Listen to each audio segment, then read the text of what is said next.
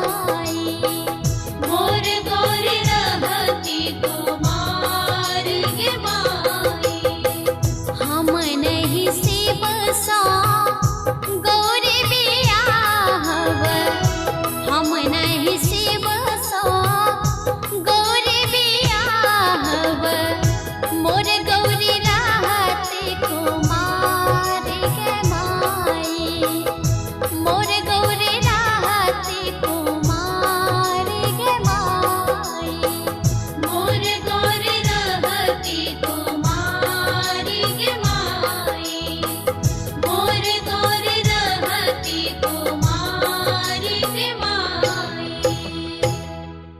हमारे इस चैनल मैथिली गंगा को लाल बटन दबाकर सब्सक्राइब करें व घंटी के निशान का बटन दबाएं ताकि सभी नए वीडियो आप तक तुरंत पहुंचे बिल्कुल मुफ्त।